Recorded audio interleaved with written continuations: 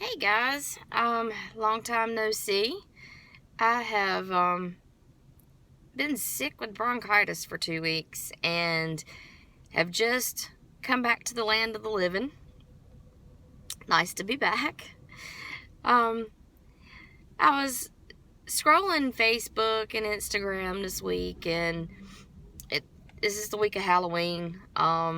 Looking at all the costumes and everybody going to the haunted houses and the haunted trails, and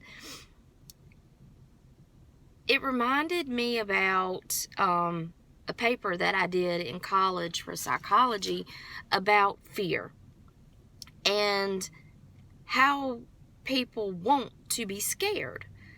The adrenaline that we get from fear is such a rush. It's why we go to see horror movies. It's why we ride roller coasters. It's why we go to haunted houses. Because even though fear and being scared is, trying to find the right word, exciting in a way, it, is something that makes us feel alive. So I think in the paper that I had wrote before, I had studied Stephen King and things like that, and how, people want to have that fear and look forward to having that fear. And it got me to thinking, I used to thrive on riding roller coasters and watching scary movies and having that anticipation until I became a mom. It just put fear in a whole nother perspective. As a mom with a child with a disability or a disease, you look at fear a whole nother way. Used to scary movies, I hid under the blankets, and when I went to a haunted house, I was holding my breath. And now I'm like, werewolves, zombies, please, that don't scare me. It takes a lot to scare me. Being a mom terrifies me. Being a mom of children with disabilities and diseases that could take my child from me at any moment, that terrifies me. It puts fear in a whole nother perspective.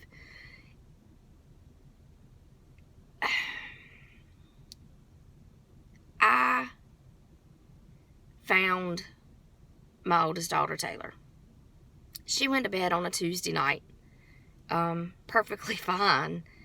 I had actually just gotten back from my honeymoon. We had gotten back on Sunday. She came home from her daddy's on Monday. Spent Monday with her, spent Tuesday with her, and Wednesday morning she didn't wake up.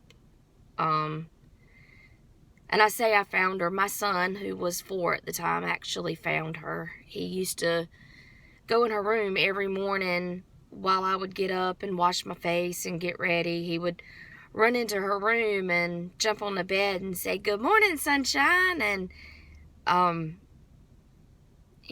sitting there and talk with her and cuddle with her until I got up, finished getting ready to go get her out of the bed and get her into her wheelchair and get the day started. And he'd gone in there that morning, and he come running back in my bedroom, and he was, "Mama, something's wrong with Sissy. Come now, Mama, something's wrong with Sissy." And so, she always had a way, even though she was non-mobile, she could scoot around by pushing her feet.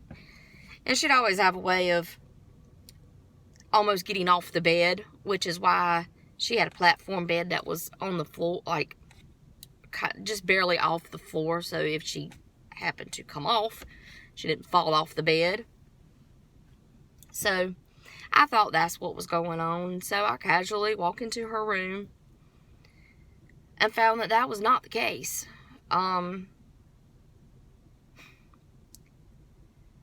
Fear in a whole nother level. When you face your worst fear, it puts it in a whole nother perspective for you. Scary movies don't seem so scary, and haunted houses not real. I've lived real fear. My real fear came true. No coming back. And you know, every one of us every mom has that fear. Every mom has that fear. But when you're a mom of a child with a disability or disease, you know, that fear is a lot more reachable. You know, with moms who fear the loss of their child, for most moms, thank God, it's not something that they'll ever realize. It's not something that is really, you know, reachable for them. It's fear. It's a tangible, honest to God fear. But it's something that they'll probably never have to face. Thank God. Because it's not anything I would ever wish on any mother. Ever. Even elderly mothers who lose their children, you know, if they're 80 and they lose their 60-year-old child, I feel for them. But when you're a mom of a child who has a disease like mastocytosis, like diabetes, like, you know, cerebral palsy, Downs, autism, where that disease can honestly take your child from you, it's a whole nother thing for us.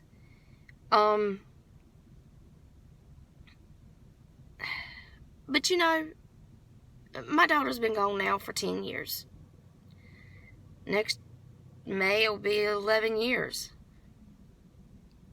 You can get through it. It's hard. It is so hard. You know, people say, oh, it gets easier with time. It don't get easier with time. It hurts just as much today as it hurt on May 14th, 2008. Hurts just as bad. My tears fall less, but the pain is still the same. But you will survive it. Thank God I had Tanner, because having Tanner helped me survive it. And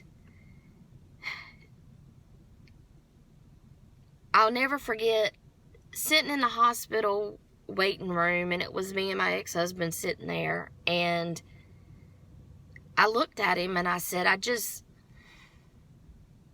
don't know how I'm going to do this. I don't know how to be not her mom.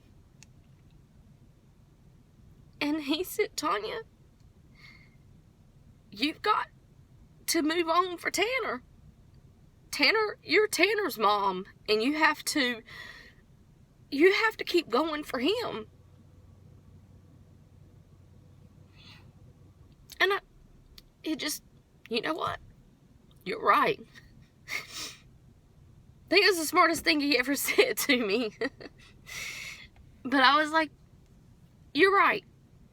You're exactly right. And I did it. I moved on. I didn't hurt any less. My heart was not any less empty. But I survived. I looked fear in the eyes, and I survived it.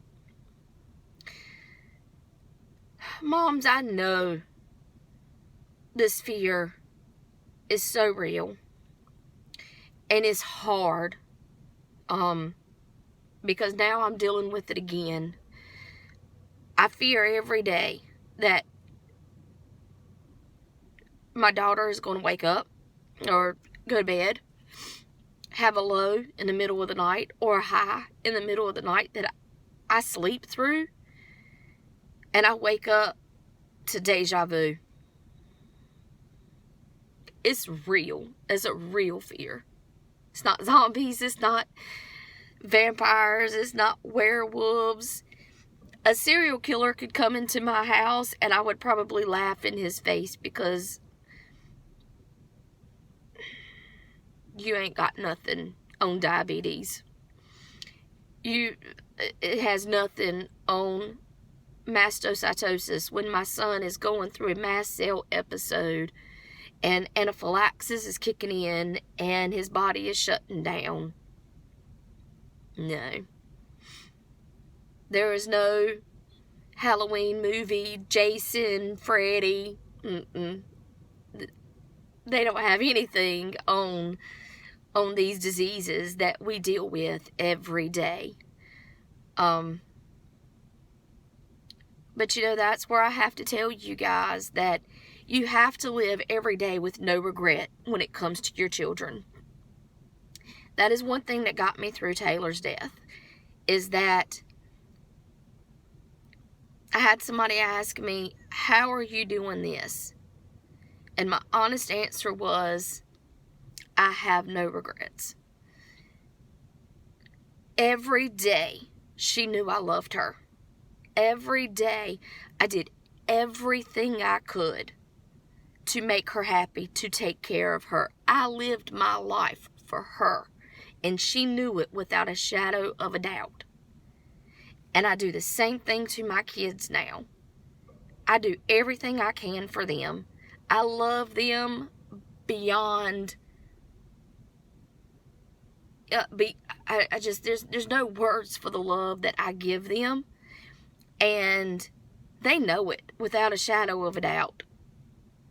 And that allows me to know that should my worst fear come true again, and dear good Lord, I pray it never does, that I know that I did everything, that they know I love them with everything I had, and that I did everything I could for them.